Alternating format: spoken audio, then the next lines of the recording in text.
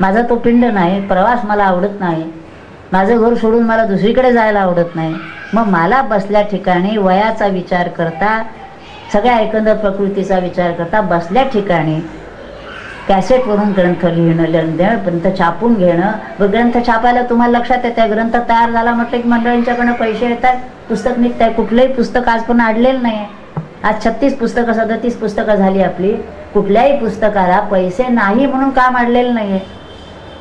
बरं, आपल्याला माहिती आहे लेखकाला पैसा द्यायचा नाही आहे, विक्रेत्याला द्यायचा नाही आहे, फक्त प्रेसचे पैसे येतील तेवढे. पण ते काम आज 10 वर्ष होतं आहे. याचाच अर्थ असा की जे आपल्यावर सोपवलेलं काम आहे ते जर आपण एकनिष्ठतेने सद्गुरूंच्यावर भगवंतावरच्यावर निष्ठा ठेवून करत राहिलो तर त्या कामामध्ये परमेश्वर तुमच्या मागं राहील. पण तुम्ही आपलं सोडून जर दुसरं काही करायला गेलात तर मात्र सावध राहा.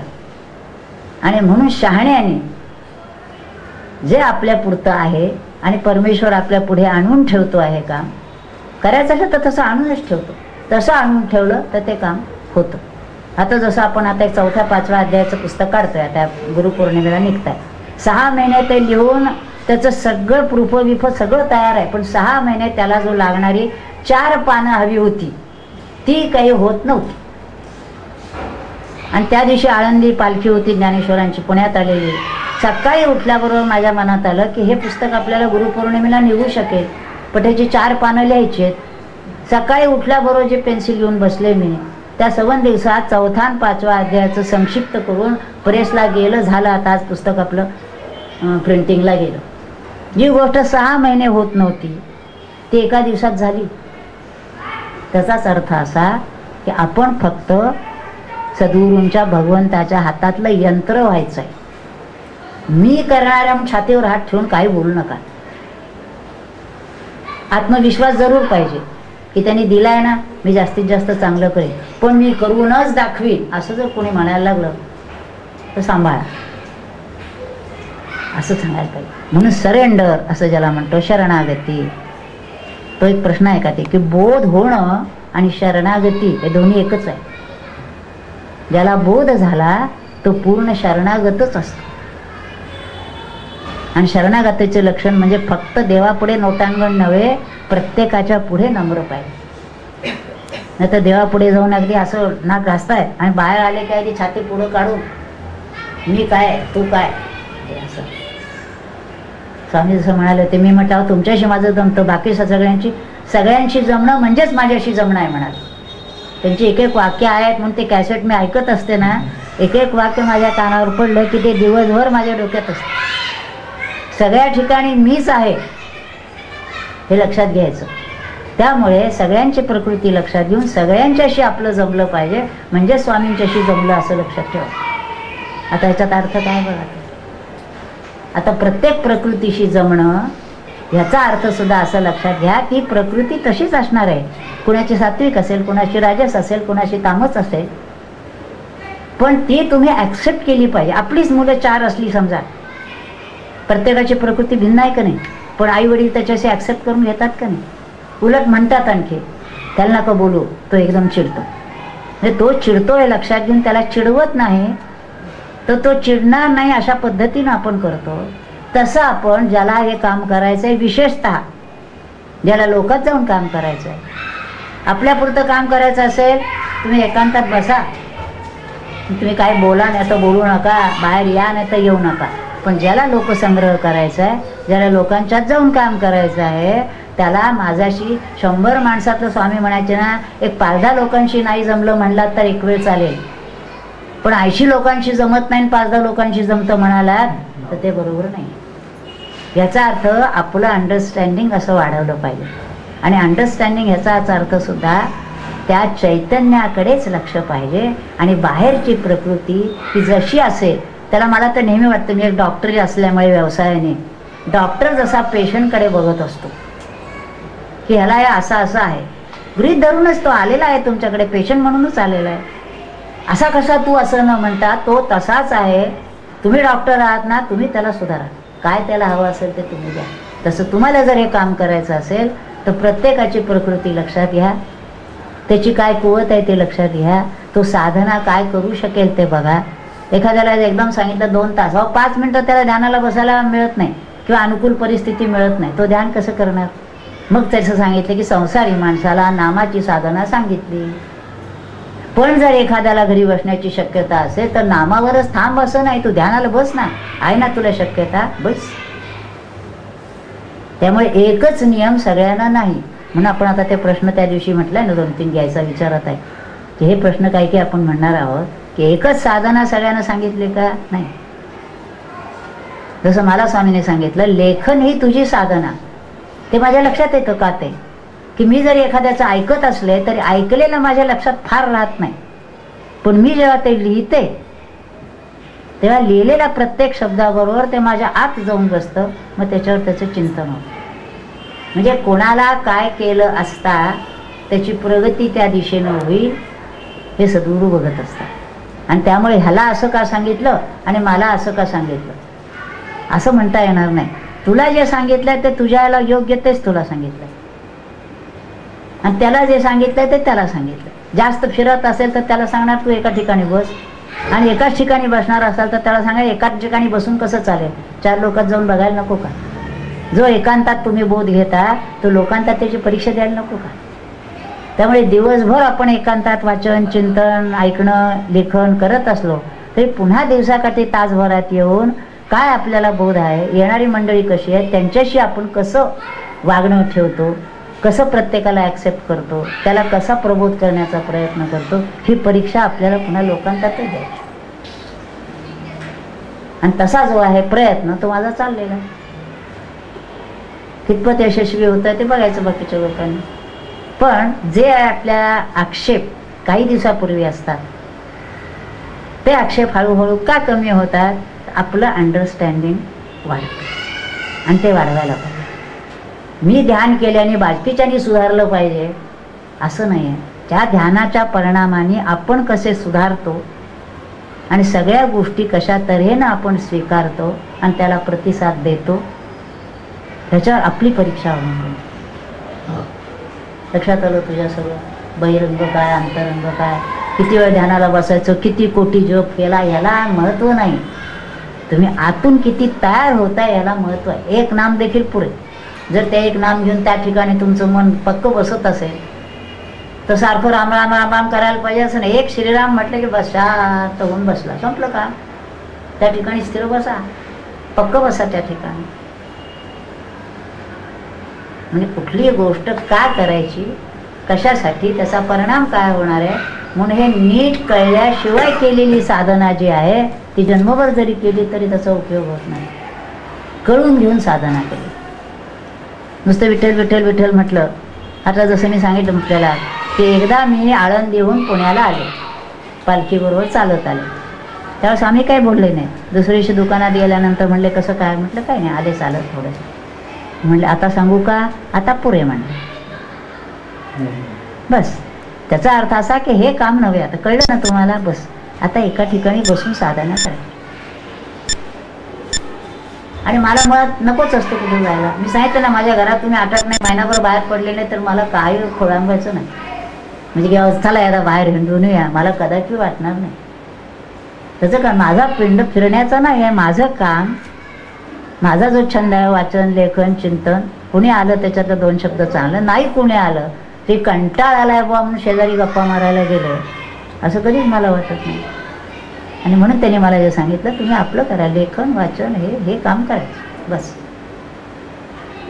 पण असं आपलं काय आहे हे समजून घ्या. मग तुम्ही जे म्हटलं तसं की आपण स्वामींसारखे मिळाले असताना, हां त्याच्यात आणखी एक मुद्दा आपला आला होता की ठेविले अनंत तैसेची राहावे चित्ती असुर मन, हे साधनेच्या बाबतीत नाही आहे. आता आमचं आपलं बरं चाललं आहे, सकाळी 1 अर्धा तास ध्यान करतो, दुपारी 15 मिनटं बसतो, बाकी काय थोडं नाम घेतो, थोडं वाचतो, रोज एवढ्या ओळ्या वाचतो, समाधान आहे. इथं समाधान नाही. मला अजून माझं ध्येय गाठेपर्यंत मी स्वस्थ बसणार नाही. मला जे मिळवायचं आहे ते मिळालंच पाहिजे. त्या म्हणजे उलट मी म्हणे जितका जर वेळ असेल निवृत्त वयामध्ये तर त्याचा ध्यासच घेतला पाहिजे की हेच एक आधी तेच मला मिळालं पाहिजे, बाकीचं मला नको काय. आणि अशी तळमळ वाटल्याखेरीज भगवंत बघत नाही तुमच्याकडे. पोर जेव्हा आकांत करतं तेव्हा आई लक्ष देते, काय रे ओरडतोय म्हणून. तो खेळत असला मातीमध्ये, खेळू दे म्हणते, चाललंय बरं चाललंय, खेळणी दिली आहेत त्याच्यात, खेळतोय तो. तो जेव्हा म्हणतो आईच पाहिजे, त्याला किती खेळणी दिली तरी सगळे फेकून देतो, मला काही नको, मला आईच पाहिजे. असा जेव्हा आकांत केला जातो तेव्हा भगवंत त्याच्याकडे लक्ष देतो, तोपर्यंत देत नाही. हे सगळं अनुभवातून सांगते. स्वामींच्या पुढे सुद्धा जेव्हा आम्ही आकांत मांडले सगळं असताना तुला काय कमी आहे म्हटलं, नाही मला मला हवं ते अजून मिळत नाही. आणि पुष्कळ स्वामींनी ते सगळे आता कॅसेटवर आहे, मी ऐकत असते. आता हसू येतं मला काही काही वेळा, हसू येतं त्यावेळेला असंही वाटतं की स्वामींना काय छळलं. पण ते तुम्ही छळल्याशिवाय तुम्हाला हातात मिळत नाही काय. आणि ते छळणं सुद्धा त्यांच्या लक्षात असं असतं की हा छळ कशासाठी चाललाय याचा, की त्याला जे हवं आहे.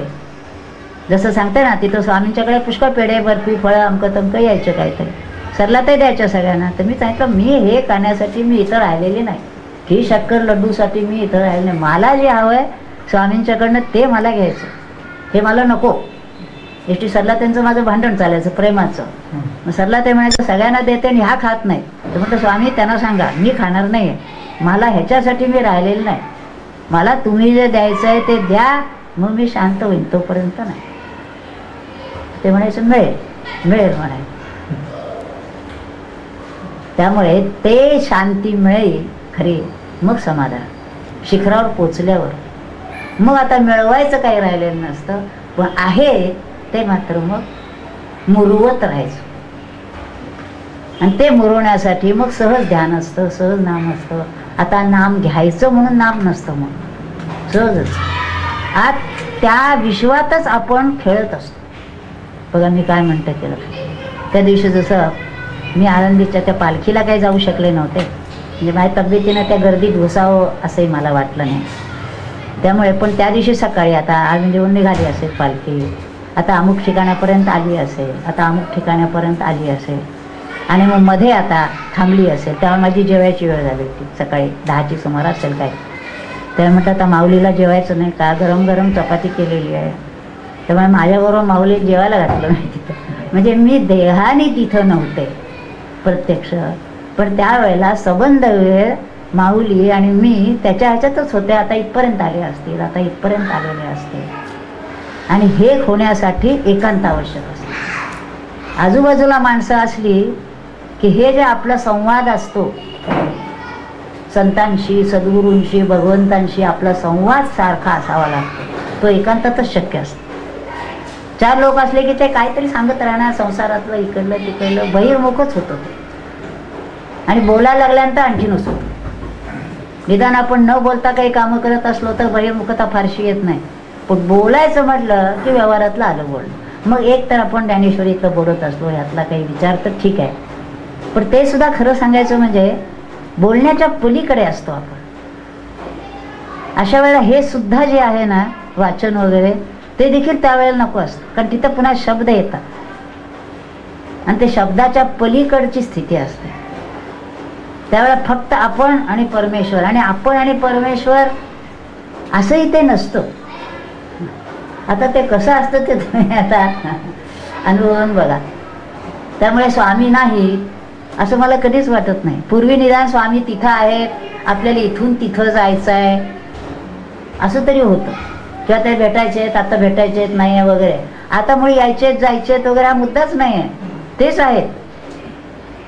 काय मग येणं जाणं कुठं राहिलं, भेटणं न भेटणं कुठं राहिलं. काय अखंडित भेटी रघुराज योग, मना सांडिरे मीपणाचा वियोग. हा मीपणाचा वियोग ह्याचा अर्थ सुद्धा मी काहीतरी करणार आहे, मला असं वाटतं, असं क्षणभर जरी वाटलं.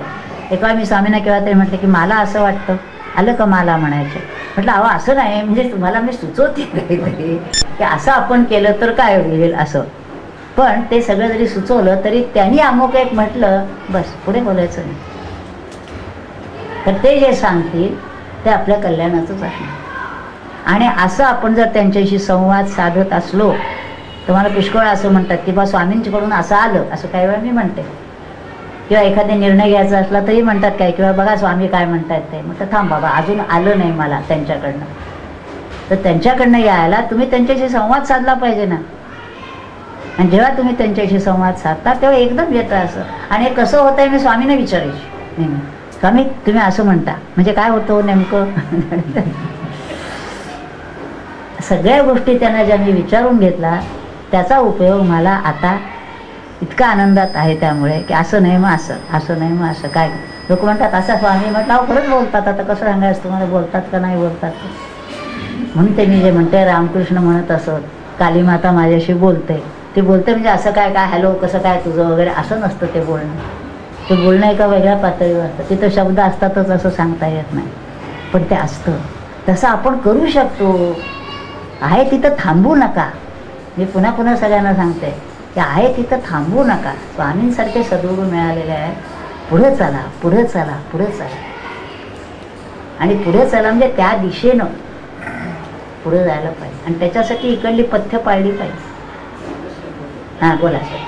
हां एकच शब्द येतो म्हणून काय स्वामींचा. हां एकच शब्द येतो त्याच्यावर आपण हे करायचं. हा शब्द काय आहे तो बरोबर आहे. नाही म्हणजे त्यांच्याशी तुम्ही संवाद साधा ना. तिथं काही शब्द बालत नाही, भाषा लागत नाही. तानं मूल आईशी संवाद साधते ना. त्याला काय भाषा असते का तान्या मुलाला, का ते रडून सांगतो. त्याची जशी भाषा असते एकरूप झालेली, लक्षात आलं का. तसं आपण त्याच्याशी संवाद साधला ना की त्याला भाषाही लागत नाही. बरोबर आतून येतं हे करायचं हे करायचं नाही, असं बरोबर असं चूक.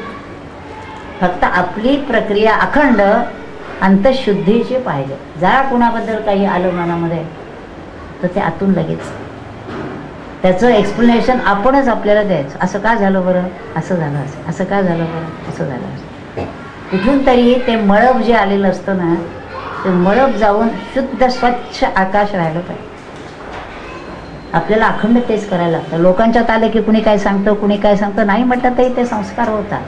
ते संस्कार पुन्हा आपण आपल्या साधने ध्यानाने नामाने विचाराने ते पुन्हा सगळं घालवून टाकायचं. कुणी कसा येतो असा असेल असू दे, त्याच्या संस्काराला तो बांधलेला आहे. त्यामुळे तो असाच का असावा असं आपण कोण ठरवलं. म्हणून त्याला मी नेहमी जसं उदाहरण सांगते, एखादा नाटक सिनेमा काय जे असतं त्याच्यात हिरो कोण व्हिलन कोण नाटककारांनी ठरवलंय सगळं. हा असं का बोलला व्हिलन सारखा, तर त्याला तर रोल दिलाय तो. तसा ज्याच्या त्याच्या प्रकृतीप्रमाणे भगवंतानी त्याला तो रोल दिलेला आहे, त्याप्रमाणे तो वागणार. तू कसं वागायचं ते ठरव. तो इतका वाईट वागल्यानंतर देखील तू काय करणार आहेस ते ठरव. त्याच्याबद्दल तुला करुणा येते, त्याच्या अज्ञानाबद्दल कीव वाटते, त्याला सुधारावंसं वाटतं का त्याच्यासाठी भगवंताजवळ प्रार्थना करावीशी वाटते की प्रभू त्याला सद्बुद्धी दे, त्याला चांगली बुद्धी दे. कारण तो जे करतो आहे त्याच्या करण्याने त्याचंच अनहित होणार आहे. लहान मुलं असेल तर आपल्या हातात ना त्याच्यातलं काढून घेतो आपण, काय काडेच पेटी आणली असली, सुरी चाकू असली, तारे लागेल तुला काढून घे. पण अनेक गोष्टी अशा असतात की त्या व्यक्तीच्या तिथे आपण काही करू शकत नाही. मग अशा वेळेला परमेश्वराला प्रार्थना की त्याचं कल्याण व्हावं, त्यासाठी तू सद्बुद्धी दे. त्याच्यामुळे त्याला काय होतं ते परमेश्वर बघेल, पण आपल्याला आत्ताच शांती आणि समाधान असतं. तो आपण प्रयत्न करायला पाहिजे. आणि हे प्रत्येकाच्या आजूबाजूला असणारच आहे. आपल्या ज्याला एक अँटी एलिमेंट ज्याला म्हणतो तो असणारच. थोड्याफार प्रमाणात कमी जास्त प्रमाणात प्रत्येकाला असणार. तर साधना करणाराची दृष्टी आणि सामान्य समाजाची दृष्टी ह्याच्यामध्येच फरक आहे. हा अंतर्मुख व्हायला बघत असतो आणि बाकीचा समाज त्याला बहिर्मुख करायच्या प्रयत्नात असतो. म्हणून हे जे स्ट्रगल आहे दोन्हीमधलं, ते स्ट्रगल आपण कशा युक्तीनं ते हाताळतो हे आपण बघायला पाहिजे. कुठल्याही तऱ्हेनं बाहेर त्याचं प्रगतीकरण होऊ न देता आपल्याच मनाला एखादा वाटणार नाही तो इतका त्रास देतो, आपण का सहन करायचं. तर त्याला दुसऱ्या मनाने सांगावं परमेश्वर त्याच्या रूपाने तुझी सहनशीलता बघतोय, कसोटी बघतोय, शांत राहतोस का नाही बघतो. म्हणजे जे आपण जर त्या मार्गाने चाललोय ना, मग परमेश्वर आपल्याकडे त्या तऱ्हेनंच बघतोय. तुमच्या कसाला तो त्याच्या कसाला उतरताय का नाही तुम्ही, तो कसोटी घेतोय तुमची. असा जर उतरत असेल तर हळूहळू जसं म्हटलंय ना, ते संस्कृत शब्द आहे हिमना संलग्न ते यज्ञ असं म्हटलंय. म्हणजे सोनं जर शुद्ध व्हायचं असेल तर ते आगीतच टाकायला लागतं. त्याला आपल्या वेलवेटच्या कपड्यात ठेवलेलं आणि ते शुद्ध होत आहे असं होणार नाही. ती शुद्धी जितकी जितकी तुम्ही अग्नीत टाकाल त्या अग्निपरीक्षेतूनच त्याचं हिणकस जळतं आणि सोनं शुद्ध होतं. तसं तो साधकाला जर स्वतःची शुद्धी हवी असेल त्या सगळ्या कसोटीला तोंड देतच मग एक दिवस तो झाला असं जग म्हणतो. त्यांच्या लक्षात येतं की ही व्यक्ती झाली, पूर्ण झाली. तरी सुद्धा परीक्षा येत असतात. पण एकदा जर त्याला ते नीट सगळ्यापर्यंत पोचला तर मग त्याला फारसं अवघड पडत नाही. आणि त्याच्या लक्षात येतं की काय प्रकारानं आपल्याला सगळ्या गोष्टी स्वीकारायच्या. तर म्हणतो बरं ठीक आहे. हां बोला काहीतरी आहे प्रश्न. हां काय आता 65च्या पुढे अगदी प्रारंभ करायचा म्हटलं हां काय करायला पाहिजे? काय हे सांगितलं तसं भगवंताने आपण बाकी काही डोक्यात विषय ठेवायचा नाही. ध्यान नाम ह्याचा अर्थ तोच फक्त आहे. सगळ्या ठिकाणी त्याला बघण्याचा प्रयत्न करायचा, आत त्याला बघायचा. हे वाच ते वाच, इकडं जा, ह्या देवळात जा, त्या देवळात जा, काही कुठं जायला नकोय. तो आत आहे आपल्या. हा उपास कर का तो उपास कर कुणी सांगितलं आपल्याला? त्यांनी सांगितलंय का? गीता ज्ञानेश्वरीत आलाय का उपास करा म्हणून? ते अमक्या देवळात फिरा उलट नको सांगितलंय त्यांनी. कुठेही फिरायला नको, आपल्या ठिकाणी बसा आणि आतच तो आहे याला शोधा. या ग्रंथांचं वाचन साधारण पहिल्यांदा किती करायला पाहिजे? वाचन किती हा मुद्दा नाही, त्यातला विचार आपल्याला कळला पाहिजे. एक ओळ देखील पुरे. बस एक ओळ वाचली, एक शब्द देखील पुरे. त्या शब्दावर चिंतन करता करता आपल्याला ते व्हायचं आहे इकडे लक्ष पाहिजे. आणि ज्याची जर 60-65 झाली असली तर त्यांनी संसारातनं आपण पूर्ण निवृत्तच व्हावं. अगदीच आपल्या पुढे समोर काम आलं असेल तेवढं करावं. बाकीच्या गोष्टी आता सांगितलं त्याप्रमाणे मुलांच्या संसारात काही लक्ष घालू नये. त्यांना काय करायचं ते करू द्यायचं. माझं म्हणणं असं वगैरे काही म्हणणं बिणणं नाही. आपल्याला त्यांनी घरातनं बाहेर काढलं नाही ना अजूनही, तोपर्यंत आपण घरात राहावं. त्यांच्या संसारात पडू नये. आपण ध्यान नाम समोर आलेल्या 2 गोष्टी काय कामं करता येईल तेवढी करावी. न बोलता मुखात नाम ठेवावं, न बोलता काम करावं. पहिल्यांदा त्यांना वाटेल आई रागावलेली दिसते म्हणून. त्याला सांगायचं रागावली नाही, शांतपणे काम चाललं. हळूहळू त्यांच्याही लक्षात येईल. त्यामुळे आपल्याला जर आपला मार्ग साधायचा असेल तर भगवंत आणि आपण बस. किती सोपं आहे. भगवंत मिळायला पैसे पडतात का? पळावं लागतं का? पर्वती चढावी लागते का? काय कष्ट आहे. नवेचे कदा ग्रंथीचे अर्थ काही, मुखी नाम उच्चारिता कष्ट नाही. इतकं सांगितलंय पण का होत नाही? त्याची गोडी लागत नाही. त्याचा परिणाम काय आहे तो कळत नाही. तो परिणाम एकदम कळणारा नाही. बाकीचं जसं होतं ते पैसे दिले, ते आईस्क्रीम मिळतं, पैसे टाकल्यावर लगेच मिळालं ना, अनुभूती आली. ही अनुभूती यायला वेळ लागतो. आणि एकदा त्याची हे सांगितलं ना, सगळ्याचा अर्थ असा आहे थोडंसं संयमित राहावं. पण एकादशी आहे म्हणून आदल्या दिवशीपासूनच वेध लागलेले आणि 4 वेळा पोटावर हात फिरून दुसऱ्या दिवशी डॉक्टरकडे जायची वेळ असली एकादशी उपयोगी नाही. एका दिवस संयमित राहावं, बरं असतं पोटाला. अन्न खाणं त्या दिवशी म्हणजे पाप आहे असं काय ते? त्या दिवशी अन्न ग्रहण करणं. तुम्ही संयमित राहता का नाही ह्यासाठी उपवास आहे. त्या दिवशी जास्ती ध्यान करावं, जास्ती नाम घ्यावं. त्या भलत्या कल्पना करण्याचं काही अर्थ नाही. आपल्याला नेमकं समजून घ्या.